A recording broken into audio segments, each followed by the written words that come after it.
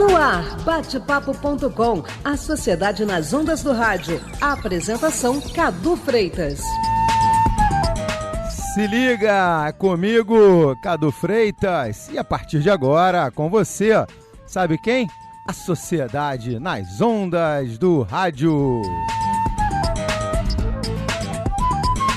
Vamos lá, vamos para mais um bate-papo.com. Aqui a sua tribuna é livre, a participação dos nossos convidados, da sociedade.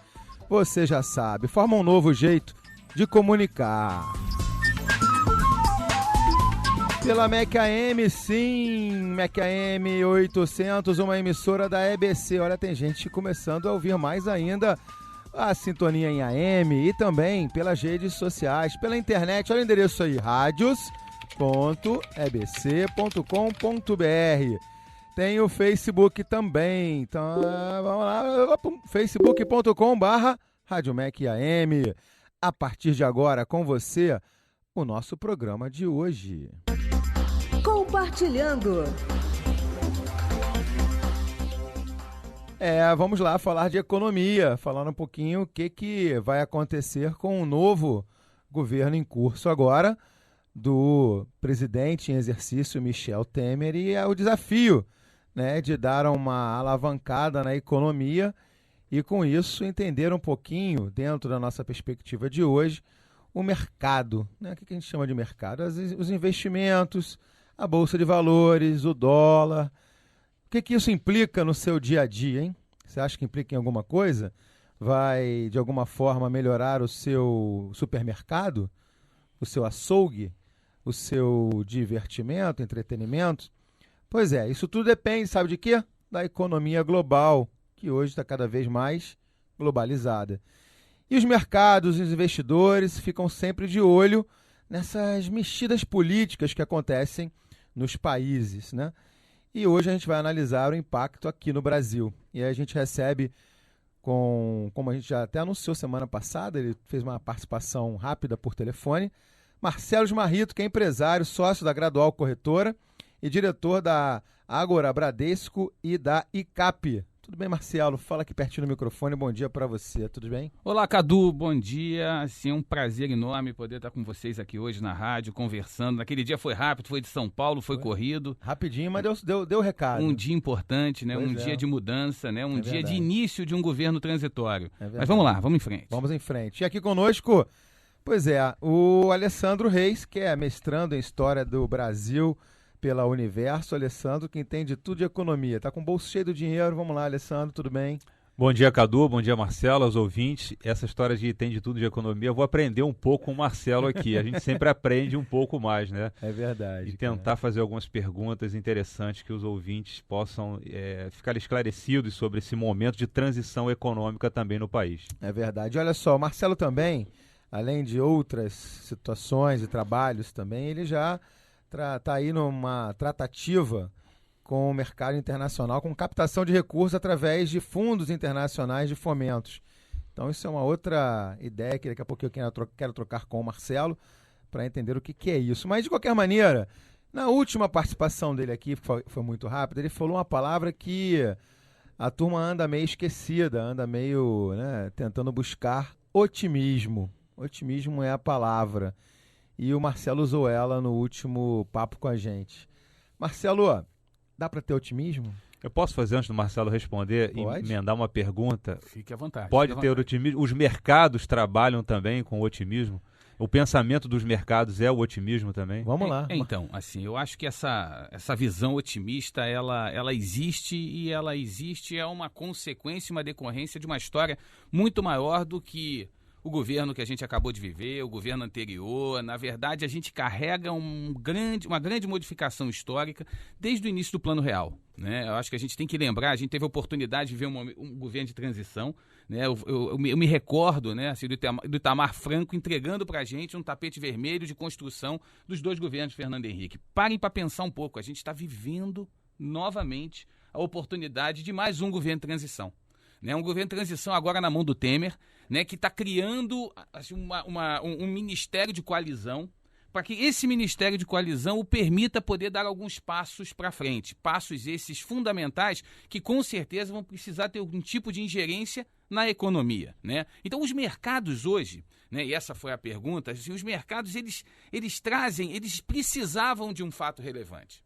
Né? Assim, a inércia do nosso país com os nossos 200 milhões de habitantes, assim, a nossa formação macroeconômica, ela existe, os alicerces estão plantados. Mas o nosso mercado precisava de um fato relevante. O fato relevante chegou. Assim, eu acho que a ruptura do ex-governo Dilma para uma entrada de um governo de transição agora vai retomar um momento de euforia, mas muito mais que euforia, uma visão otimista. E essa visão otimista traz uma consequência interessante. Bolsa abrindo em alta, o dólar caindo, o euro se reposicionando. Essas consequências elas não são imediatas. Essas consequências já existiam de uma economia bastante bem enraizada, de um país bastante bem preparado. Então eu te digo o seguinte, os mercados financeiros hoje sim, eles olham com otimismo essas modificações. Assim, essa reorganização traz um otimismo intrínseco ao mercado como um todo. Algumas medidas de curtíssimo prazo precisam ser feitas. A gente pode até depois debater, na minha visão, o que eu acredito que sejam essas medidas que precisam ser tomadas. Mas a mensagem está passada. E eu acho que a gente vai trazer essa resposta do mercado. Então, na verdade, acho que a palavra é a transição, né? A palavra de ordem, que as pessoas entendam, é que é necessário haver uma transição para você buscar lá na frente um mercado mais forte, uma economia mais forte no Brasil. Então, na verdade, a transição é que é a palavra que a gente tem que usar mais nesse momento, mesmo que no início ainda não fique muito bem claro a economia, ainda fique um pouco mais nebulosa, digamos assim, mas o importante é enxergar que há uma transição para algo melhor. É por aí? A transição... Deixa eu só acrescentar, Marcelo, que acho que dá para a gente fazer uma dividida também nisso, que é claro, né, a economia, aquilo que eu falei no início, ela se mistura muito com a política, né, com a gestão política de cada governo. Haja visto a China, haja visto a Rússia e os BRICS, né, todo mundo comentando sobre os BRICS também, a Índia, tivemos aí o caso da Grécia. Agora, quando a gente fala de um momento como esse de transição, em que o mundo olha para o Brasil ainda com uma sinalização de que os brasileiros, ou a situação toda do país, parece que foi uma tratativa errada, vamos usar até a palavra, muitas pessoas estão usando isso, golpista, né? A mídia, de uma forma geral, tem tratado isso de forma golpista. Isso, para lá para fora, Marcelo, para os países e para os investidores, afeta alguma coisa nesse processo, como disse aqui o Alessandro, e você também muito bem, transitório? Você acha que isso impacta alguma coisa?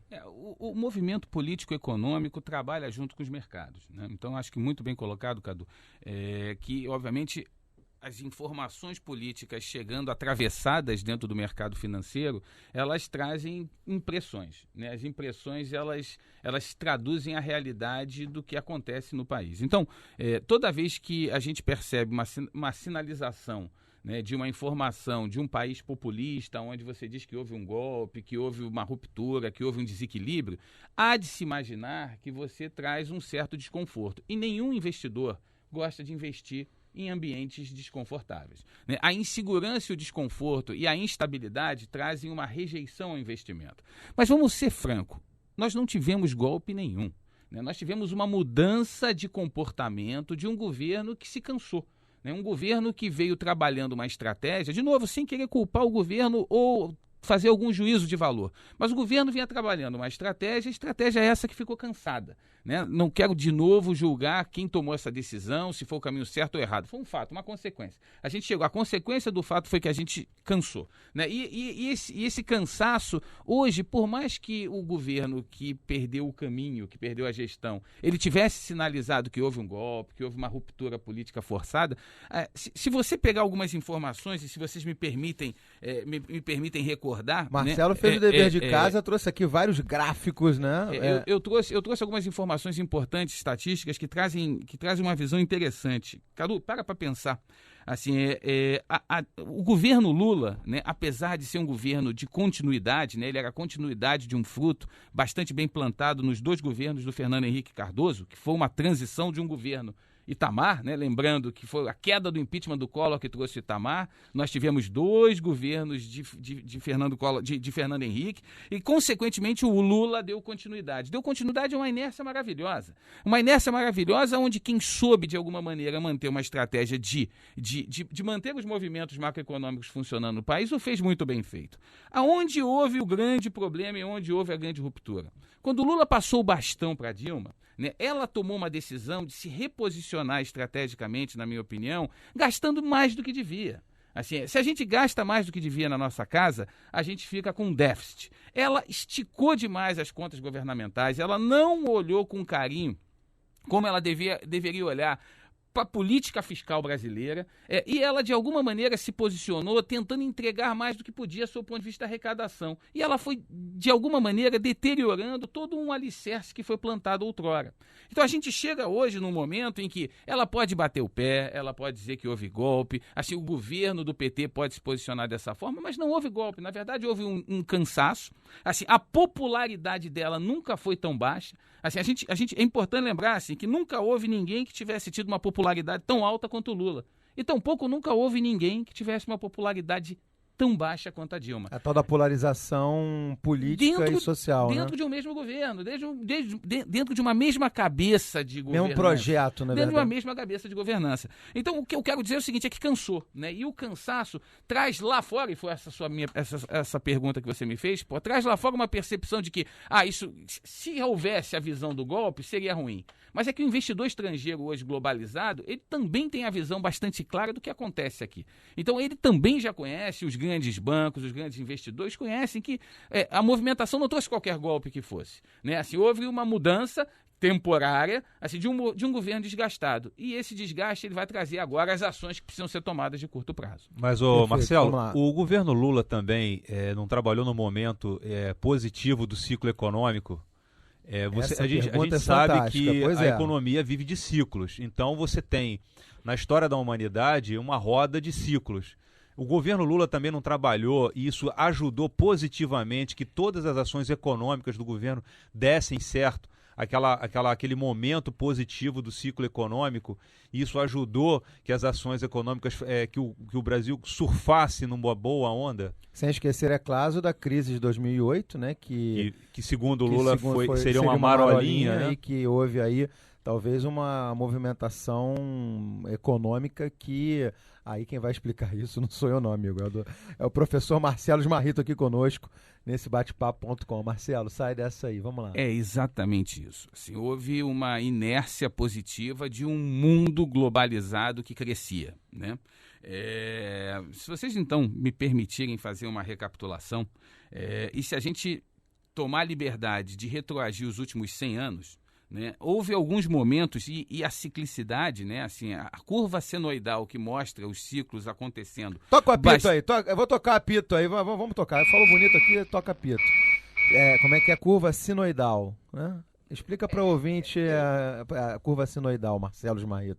Não vem com economês, não, que aqui a gente é muito mais simples do que isso. Assim, serve cíclica. Pois Porque, na verdade, a gente vive uma economia bastante cíclica, com altos e baixos. Isso aí. E esses altos e baixos aconteceram nos últimos 100 anos. O primeiro deles foi em 1913, o segundo foi em 1933, onde a economia estava em baixa. E aí a gente veio com a guerra, né?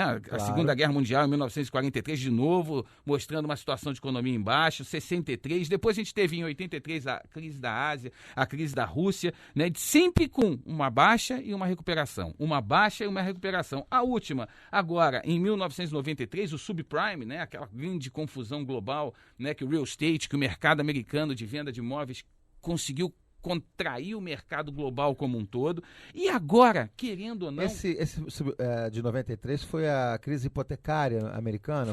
Exatamente, a crise hipotecária americana, onde as pessoas receberam muito crédito, acabaram comprando muitos imóveis e houve uma desvalorização natural desses imóveis. Quando eles retomaram o preço, as pessoas não tinham mais como continuar a pagar.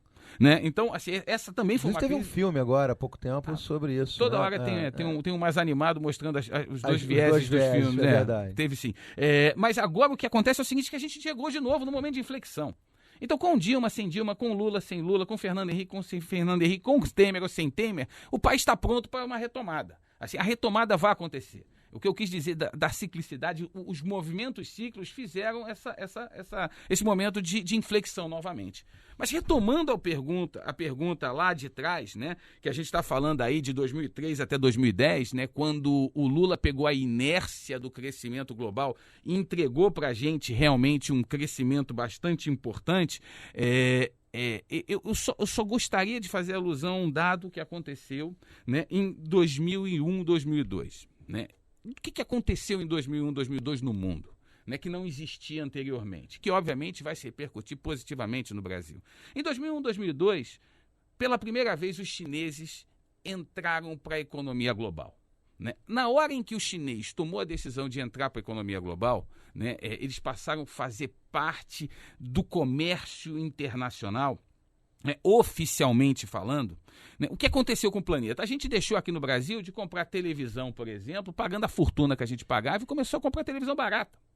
Em contrapartida, a gente começou também a exportar coisas que a gente não exportava anteriormente a um preço super alto. A gente começou a jogar comida para fora do país, a gente começou a exportar soja, a gente na época também exportava minério, a China começou a comprar o que a gente tinha para exportar e começou a entregar bens e serviços, bens duráveis para a gente que tinham um custo permissível bastante grande. Esse desequilíbrio econômico fez com que o Brasil, diferente dos outros países do mundo, diferente da Europa, diferente do próprio Estados Unidos, que tinham custos e tinham economias muito grandes, fez com que esses países que vinham entregando um crescimento global como um todo menor, crescesse e aproveitasse e surfasse essa onda.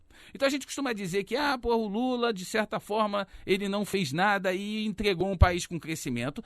O fazer nada ou não fazer nada significa dizer que ele deu continuidade a um processo que aconteceu no Fernando Henrique. Mas, de fato, ele surfou a onda de quê? Dessa entrada do chinês no mercado e de um Brasil pronto para poder equilibrar sua balança comercial, jogando muita exportação e trazendo os produtos baratos para dentro de casa. Esse desequilíbrio realmente trouxe uma situação bastante confortável para o país. Mas foi positivo, então, aquele consumismo do governo Lula, o estímulo ao consumismo desses bens que você está citando. E na época do governo Lula, o crédito foi muito farto. As pessoas começaram a ter facilidade a crédito e a comprar muito. Isso faz parte também dessa visão macroeconômica? E os mercados também de investimentos exteriores olham com bons olhos para isso? O crédito...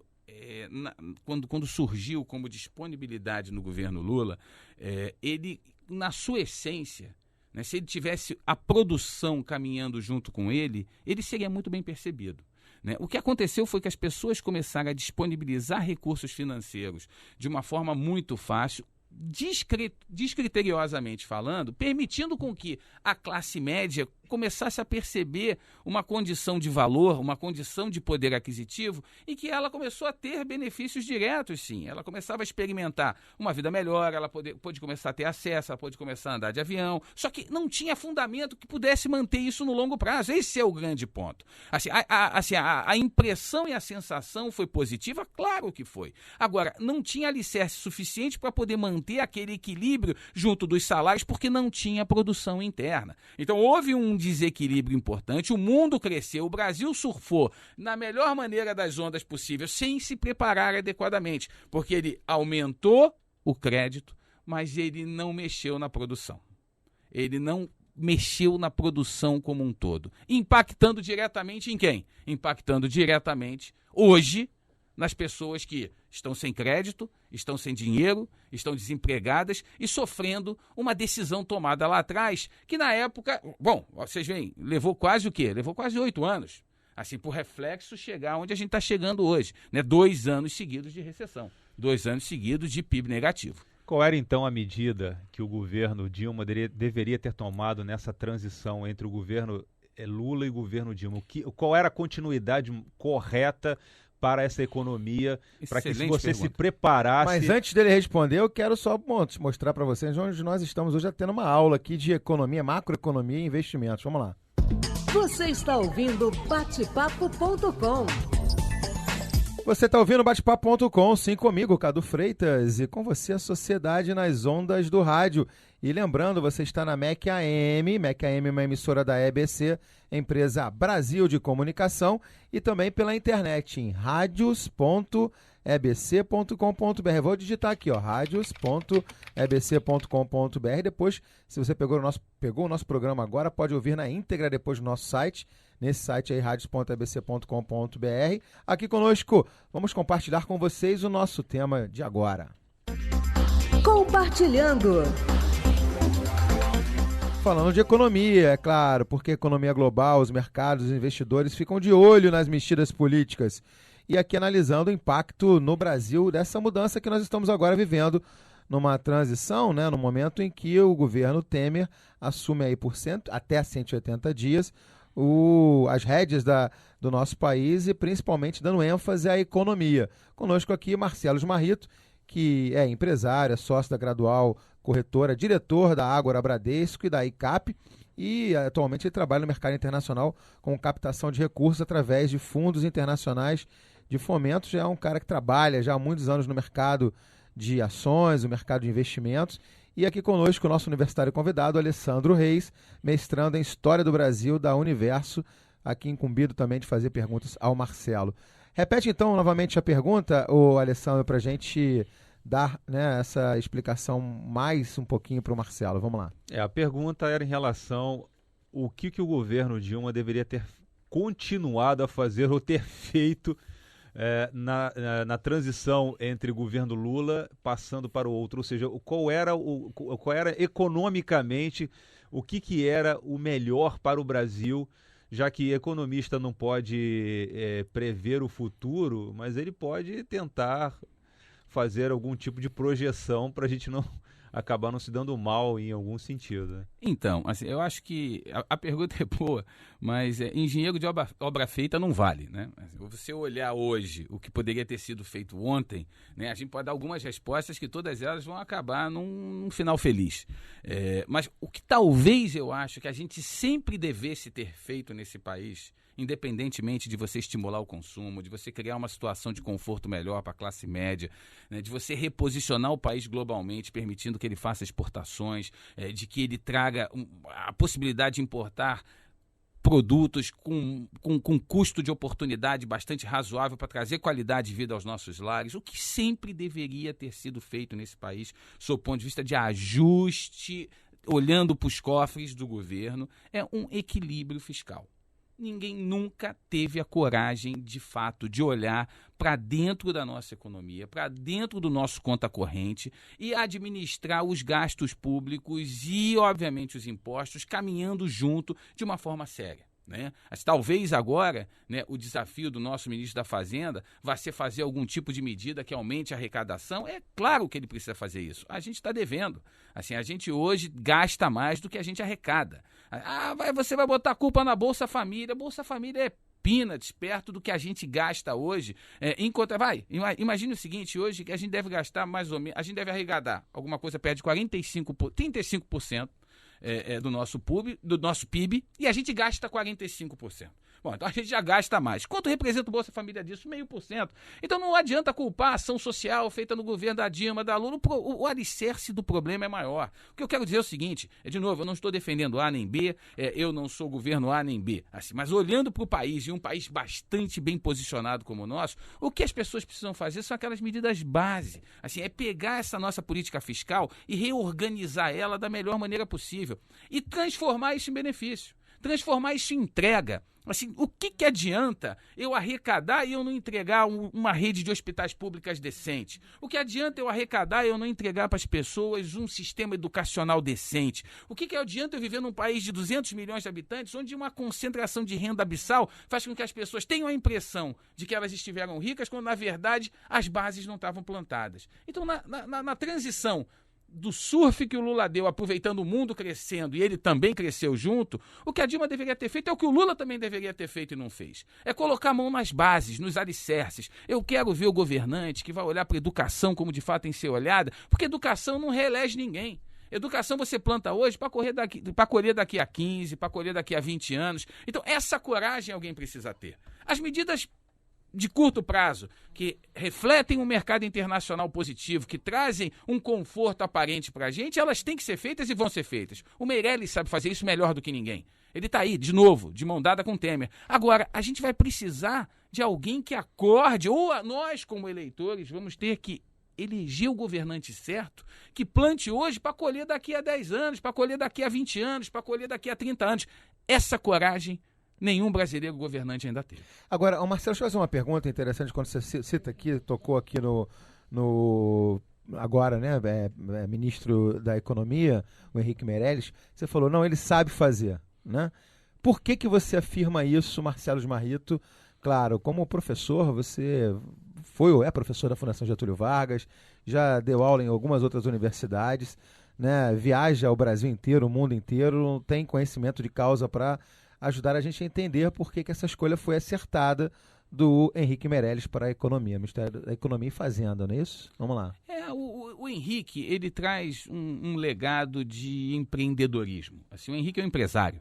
É um empresário que olha para o país com vias de fato. Assim, não existe empresa que não funcione se as suas receitas não forem maiores do que as suas despesas. Então, o seu resultado tem que ser positivo. O Henrique, ele bateu o olho assim, na nossa disponibilidade de caixa hoje, na nossa arrecadação, na nossa geração, e ele só pode fazer algumas medidas que são medidas importantes para tentar colocar de novo, é óbvio, paliativamente falando no curto prazo, o trem de novo nos trilhos. Então eu olho para o Henrique, e por acaso acho uma escolha acertada, porque ele traz um viés de quem já experimentou o governo, de quem já viveu o governo PT, quem de certa forma teve algum tipo de divergência com a Dilma na época em que ele pilotava o nosso Banco Central, que de hoje vem com uma visão importante de tentar ajudar, pelo menos até a gente cumprir esse governo de transição, né, um caminho que possa paliativamente, no primeiro momento, tentar colocar o trilho nos trens. Então, do ponto de vista qualitativo, eu acho que ele é uma pessoa acertada, acho. Assim, ele traz um viés que eu gosto.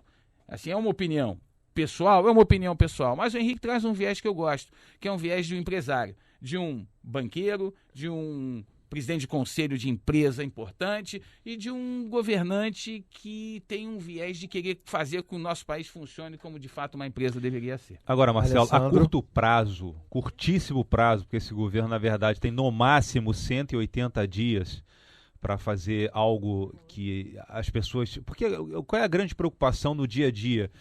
Essas discussões, às vezes, econômicas, às vezes a pessoa não está muito preocupada desses trâmites, desses detalhes. Quer saber o salário chega no final do mês. O que isso vai impactar de forma concreta no e emprego, rápida no se emprego. eu vou ter meu emprego de volta. Exatamente. Se eu vou que as pessoas podem... Você acha que há a possibilidade das pessoas a curtíssimo prazo, porque eu acho que isso é curto prazo mesmo, bem curto, sentirem já nesse momento de transição? Eu acho que eles vão sentir. Eu acho que o primeiro sintoma é a inflação em queda, né? A gente já está vivendo isso, né? A gente vai perceber um reequilíbrio... Mas muitos dizem por uma questão de recessão, né? A inflação em queda por uma simples situação básica. Ninguém está comprando porque não tem dinheiro, as pessoas estão desempregadas e aí acaba forçando isso. Eu acho que a consequência do curto prazo é essa. Assim, mas eu acho que tem uma curva de inflexão aí nessa história, né? Explica pra gente. O que eu quero dizer é o seguinte, é que a inflação em queda, ela está acontecendo por uma falta de demanda, provavelmente do jeito que você está falando, as pessoas estão comprando menos, então vamos baratear os preços.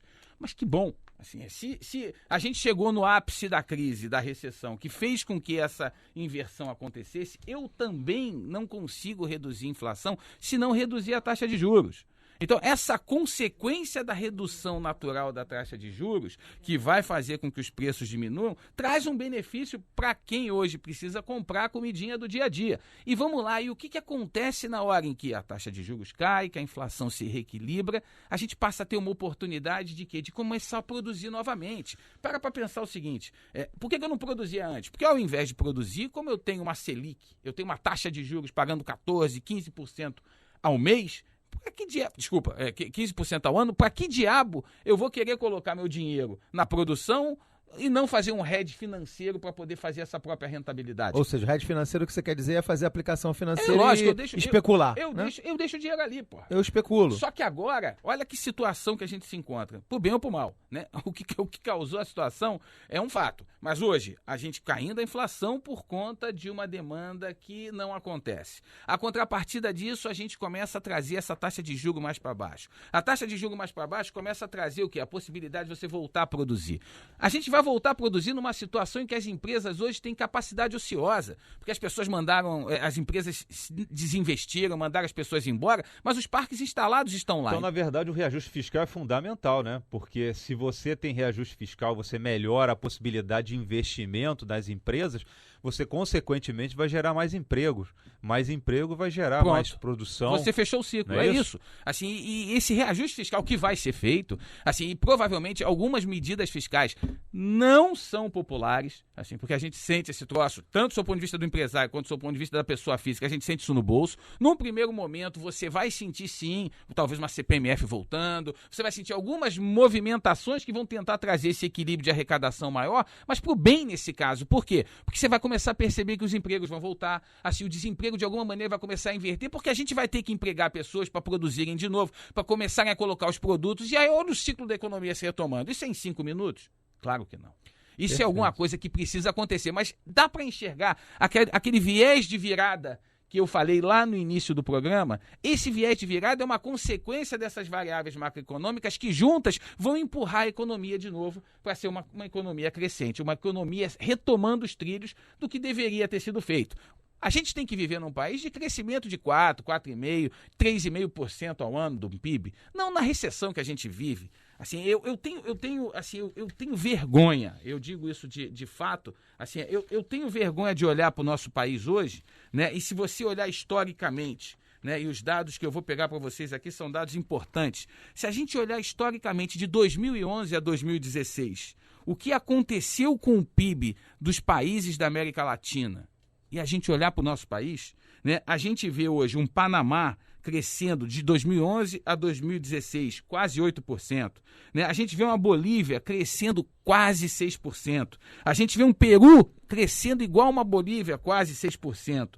A gente olha, de uma forma geral, para o México, com um crescimento de 3,5%.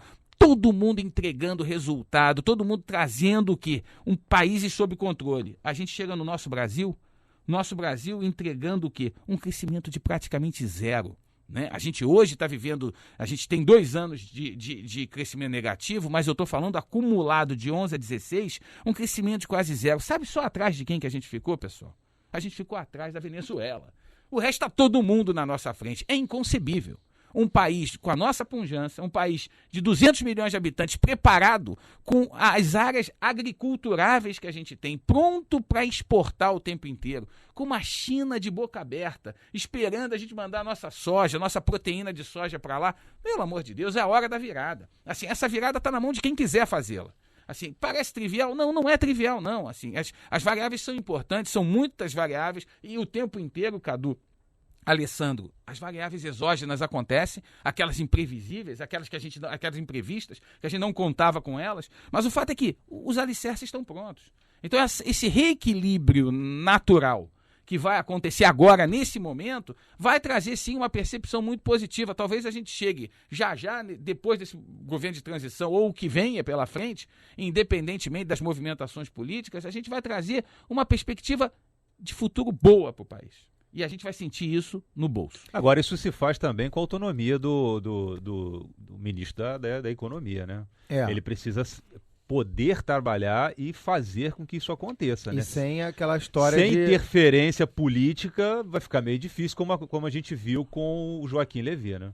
Ele tem que ter autonomia, mas eu quero crer que é diferente. Assim, a formatação do governo do PMDB, de novo, sem falar do PMDB ou do PT ou do PSDB, mas essa formatação dessa coalizão que foi montada é uma coalizão que vai dar liberdade a ele. Assim, ele vai ter liberdade, e eu acho também que o nosso parlamento vai estar, de certa forma, apoiando que essas medidas sejam tomadas. Isso é uma percepção só. Bom, vamos lá, vamos para o ouvinte ligando para cá, olha só, o pessoal gosta de economia, vamos lá. Curtir e falar. O Gabriel Bernardo de Braz de Pina manda a seguinte mensagem aqui para o nosso convidado Marcelo Marrito. A nova economia sempre foi dependente da metrópole. Não vai ser em 10, 15 anos que iremos transformar este país em uma nação. Este país sempre foi e será governado de fora para dentro.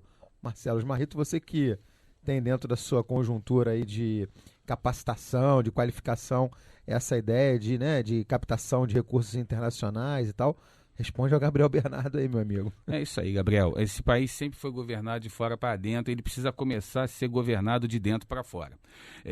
A gente começa assim, lavando a roupa suja em casa, para depois ir olhar para o resto do mundo, ou olhar para o que a gente tem que fazer. É assim nas nossas vidas e deveria ser assim também na gestão do nosso país. Eu gosto do seu comentário, corroboro com ele. E hoje tem a oportunidade de poder estar trabalhando junto com alguns fundos de fomentos a tentar trazer oportunidades para o nosso país. Então veja só que idiosincrasia, veja só que visão díspare de raciocínio, né? O país está em crise, o país está com problema, e eu lá fora tenho percebido investidores ávidos a poderem olhar para o nosso país com olhos de artista, poderem olhar para o nosso país com olhos de oportunidade. E não é aquela oportunidade da transação, de que o Brasil está barato, então vamos comprar Brasil. O dólar está depreciado, o dólar está forte em relação ao real, então é hora da gente entrar aqui e comprar. Não é nada disso. Assim. São pessoas que olham o nosso país como um país pronto. Quando eu digo um país pronto, é aquele país que tem o quê? Ele tem agricultura, é aquele país que tem comida. Comida e água são coisas escassas que a gente vai ter que ter e nós temos. Assim, se você olhar para os demais países do mundo e olhar o que a gente tem de área agriculturável, área com possibilidade de você poder plantar para fazer proteína de soja, plantar para poder fazer os biocombustíveis, isso tudo está pronto. Assim, então, quando eu olho hoje para o nosso país e acho que ele tem a oportunidade de se arrumar de dentro para fora, ao mesmo tempo a gente também está pronto para poder receber aquilo que for investimento ou ajuda de fora para dentro também. Bacana, tem mais ouvinte lá, vamos embora. Curtir e falar. A Neila da Tijuca. Qual a diferença fundamental para a economia entre universidade e mão de obra qualificada e a extinção da Previdência? É o que vai ser de agora para frente, diz ela, comenta ela aqui sobre isso, Marcelo. Eu não consigo imaginar que a Previdência vai se extinguir, Cadu. Assim, eu acho que o sistema de Previdência Pública, ele existe de alguma forma. Óbvio que se você... o contraponto do privado, né, onde você é responsável por administrar seus próprios recursos, não necessariamente por detrás de um sistema que... ou melhor, com o seu próprio controle, com a sua própria ingerência, com a sua própria gestão, traz uma certa liberdade. Mas eu acho que as duas coisas podem conviver bem. Assim, e de novo, eu volto a dizer, não é uma mudança e uma ruptura, é um processo. Assim, a reorganização dos nossos cofres traz também uma gestão previdenciária diferenciada. Assim, hoje a gente tem um legado e eu acho que a gente tem que conviver com esse legado. O legado foi plantado porque ele sempre foi. De novo, engenheiro de obra feita é fácil, como eu já disse anteriormente. Né? A gente resolveu o problema da Previdência, se a gente tivesse nascido sem a Previdência Pública, já estaria resolvido. Né? Cada um de nós teríamos a nossa responsabilidade em nos organizarmos para o futuro. Bom, não foi assim que a gente recebeu, não foi assim que a gente foi criado, não foi assim que a gente foi preparado. Então, daqui para frente, olhando sob o ponto de vista do que precisa ser feito, primeiro ponto, eu acho que o equilíbrio natural das contas públicas vão trazer a possibilidade da gente ir reorganizando os fundos de pensão, a gente reorganizando a própria arrecadação para que a gente possa garantir, sim, uma perpetuidade daqueles que hoje vão depender dessa Previdência Pública. Mas cada vez mais fazendo um processo de passagem de bastão para que isso cada vez mais privado fique. Mas privado com a pessoa com autonomia para poder tomar decisão com dinheiro no bolso, não sem dinheiro no bolso. Marcelo Smarrito, só para a gente pontuar mais uma vez onde nós estamos, rapidamente, vamos lá. Você está ouvindo Batepapo.com. Sim, batepapo.com, comigo, Cadu Freitas, e com você a Sociedade nas Ondas do Rádio, aqui pela MEC AM, uma emissora da EBC, MEC AM 800, e também pela internet. Anote aí o endereço, radios.ebc.com.br, radios.ebc.com.br. Se você não ouviu desde o início, depois você pode ir lá no nosso portal e ouvir no batepapo.com, buscar lá todos os nossos programas e que a gente coloca na íntegra para você ouvir e baixar. Hoje o nosso bate-papo sobre economia, sobre esse investimento global, o que os mercados hoje veem de positivo com esse novo projeto de governo que está acontecendo agora, pelo menos até pelos próximos 180 dias, do governo Michel Temer. E aqui conosco o Marcelo Smarrito, que é especialista na área de economia, empresário, sócio da Gradual Corretora, diretor da Ágora Bradesco e da ICAP, e também trabalha aí na área de gestão de captação de recursos através de fundos internacionais de investimentos. E conosco aqui o Alessandro Reis, mestrando em História do Brasil pela Universo. Marcelo, eu queria colocar uma coisa para você, que aí a gente entra numa outra seara também, que é a ferrugem, né? A estratégia de corroer as economias, eu não digo só no Brasil não, no mundo inteiro, pela tal corrupção.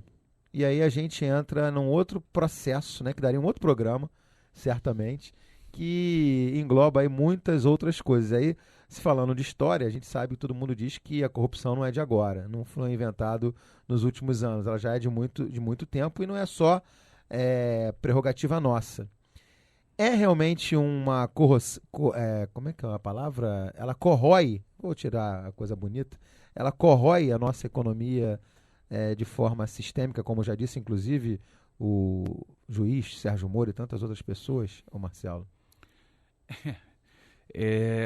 Você quer a minha opinião? Sim, né? Claro. É lógico. Então, assim, eu vou te dizer que não tem espaço para corrupção. Assim, a corrupção é feia. Assim, a corrupção é antiética. Assim, quem é corrupto é aquele que não tem valor. Assim, a corrupção ela não tem lugar no governo, ela não tem lugar dentro das nossas casas, ela não tem lugar na igreja, ela não tem lugar em qualquer canto. A corrupção ela é má, assim, se as regras são definidas, né, e as regras elas preestabelecem formatos, esses formatos eles podem até de alguma maneira serem questionados e a gente pode até brigar para que esses formatos se modifiquem. Mas quando você se subverte e aceita, né, ser corrompido para poder fazer com que o formato se adeque, pronto, já não vai funcionar. Então não existe assim, você pode pegar um país como a Nigéria, dizem que a Nigéria é o país mais corrupto do planeta Terra. Né? Você vai fazer uma reunião na Nigéria, você para marcar a reunião já tem que pagar um fizinho. Porra, mas onde está o problema disso? Assim? O problema não está na Nigéria, o problema está no Brasil se aparamentando de corruptos por todos os lados. Não, o problema está no alicerce dos valores. Né? Assim, eu tenho 2 filhas, assim, eu dou os valores corretos às minhas filhas. O que pode, o que não pode, o que deve, o que não deve ser feito. É a mesma coisa. Você não vai mandar um beijo para elas, não? Eu vou. Assim, no final do programa eu mando, Cadu. Então tá bom. Mas... Para ela e para a esposa, para a mamãe também, para todo mundo. É lógico, pô. Mas mais importante do que, eu acho que o beijo para a Roberta, para a Duda ou para a Betina, eu acho que o mais importante de tudo é a gente entender que o que faz assim, a não corrupção são valores bem criados. E esses valores começam lá na educação. Se a gente não tiver um país onde as pessoas pensem e nasçam com seus valores, e isso começa você sabendo o que pode e o que não pode. É certo eu dar o dinheiro pro guarda quando ele me para na blitz? Não, mas o guarda recebe, aí eu dou e aí está o círculo virtuoso montado pro mal. Então, acabou. Isso tem que acabar. Isso não acaba de um dia pro outro. Isso acaba a gente começando a plantar uma sementinha hoje que, quem sabe, né, os netinhos da Betina vão colher. Né, assim, esses netinhos dela lá na frente, quando a gente viver num país onde as pessoas não aceitem por conta dos seus valores a serem corrompidas, aí sim eu acho que a gente consegue fazer a diferença. E isso impacta, como dentro da minha pergunta, na questão econômica, né? Na verdade, o que o Marcelo está dizendo é o seguinte, a corrupção, ela não é só a corrupção provocada pelos agentes públicos. Claro que não. Tá? Às vezes as pessoas acham que corrupção é só são só as que são provocadas pelos agentes públicos, o guarda que recebe, você que dá. A corrupção é isso, qualquer ato que você corrompe alguém, seja dando um dinheirinho para o guarda, é uma corrupção tão feia quanto a que um político recebe dinheiro para liberar uma obra, porque ela cria isso que ele falou, um ciclo vicioso que nunca parece que se acaba nesse país. E a pergunta que eu quero reforçar, impacta diretamente no processo na conjuntura econômica, né, Marcelo? Na base da economia, né? Diretamente, sim, porque... Os números são vultuosos, né? A gente não tem noção do que isso foi pelo cano, né? A gente convive com esse procedimento corrupto há alguns anos. De novo, isso daí não é um mérito ou um demérito do governo A, B ou C. Isso é da história da colônia. Né? Assim, as coisas para acontecerem nesse país pressupunham as influências e as influências financeiras comprarem, às vezes, prioridade. Né? Assim, tudo passa pela compra da prioridade. Eu vou lá então e vou pagar um dinheiro para poder conseguir o contrato, para eu poder me posicionar da melhor maneira possível, ou para eu poder ganhar concorrência, ou para eu pelo menos ter a informação privilegiada. Está errado. Isso não precisa acontecer. Então, eu acho que, de novo, mas isso tá, assim, se eu acho que isso é errado e o meu concorrente acha que isso é certo e a gente vai para a mesma concorrência, provavelmente eu vou perder, porque ele vai se beneficiar dessa percepção e vai se colocar de uma forma avantajada, colocando ali ou o preço que ele teve a informação ou a informação técnica que ele precisava ter, que ele foi buscar como informação no processo de decisão. Então começa aí, assim, é óbvio que isso interfere na economia, né? Quando você começa a comprar refinaria que não existe, você começa a pagar mais caro pelas obras que não precisam custar tão caras, e você não está falando aí da contratação privada, você está falando da contratação pública, isso impacta nos cofres, nos tais cofres que a gente tem que arrecadar, que a gente está tendo que equilibrar hoje. Então, realmente, a gente carregou, mas, de novo, isso não é um mérito ou demérito do PT, isso não é um mérito ou demérito do PMDB, isso não é um mérito ou demérito do PSDB, isso é da nossa história. A gente precisa interromper essa história de uma forma bastante veemente, acreditando que a gente pode construir um país diferente, trazendo a visão do certo. E o certo, ele está aí. A gente sabe o que é certo, porque a gente sabe o que é errado. A gente chama de corrupção que é errado, mas às vezes a gente se submete a tal. Eu acho que essa é a mudança que tem que acontecer, mais cedo ou mais tarde. Bacana. Alessandro, sua última pergunta. Não, perfeito. Eu acho que o importante é o que o Marcelo destacou aqui também, com relação... é que os programas sociais, eles não impactam tanto como as pessoas acham, né? É bom frisar isso, né? Que o nosso problema econômico não está nos programas sociais, né? Está na maneira como as coisas ocorreram, né? Acho que isso é muito importante, porque muita gente fica achando, e até alguns veículos acabam passando, que os programas sociais oneram muito os cofres públicos, e não é verdade, né? Claro que não. E muito pelo contrário, eles são importantes e necessários, né? Ele não pode ser uma dependência, mas são importantes e necessários nesse momento. Eu acho que isso é interessante e é muito até importante porque, que Marcelo, fique claro. Rapidamente, né? Alessandro, esses aportes no processo, né, de captação social, eles voltam para os cofres, né, de alguma forma, através de impostos. É claro, agora, é isso. E tem que voltar. Eles voltam, porque as pessoas estão ganhando lá o tal da Bolsa Família e vão ter que consumir, não vão botar dentro debaixo do colchão, vão ter que consumir. Você consumindo, você acaba girando a roda. O grande problema é para exatamente a questão fiscal. Cadu, vou repetir. A gente hoje arrecada 36% do nosso PIB e a gente gasta 46%. A conta não Só que fecha. a gente gasta 46% de quê? De saúde pública, de saneamento, de educação. Me digam aí, como é que é a nossa saúde pública? Como é que é as nossas condições de saneamento? Como é que é a nossa educação? Bom, é isso. Marcelo, obrigado por você ter vindo aí. Manda um beijo pra galera, pra sua galera. Eu mando sim, olha, assim, pro pessoal todo. Assim, Alô, Betina, alô? Maria Eduarda e Roberta Esmarrito. E a Marília também. A Marília mandou mensagem aqui pra você. A mãezona, Marília, lá, beijo. Lá. Isso aí, mãe. Elcio, todo mundo ouvindo aí, o Marcelo, o Hélio, todo mundo. Valeu, gente. Obrigado aí pela presença de vocês. Obrigado, Marcelo. Obrigado, Cadu. Valeu, Cadu. Obrigado. Um abraço a todos. Vamos fechando o bate-papo.com de hoje. Cadu Freitas na apresentação, na produção, David Doro. Aqui conosco a Simone Magalhães. Um abraço, tchau, tchau. Você acompanhou o Bate-Papo.com, uma realização Rádio MEC, emissora EBC, Empresa Brasil de Comunicação.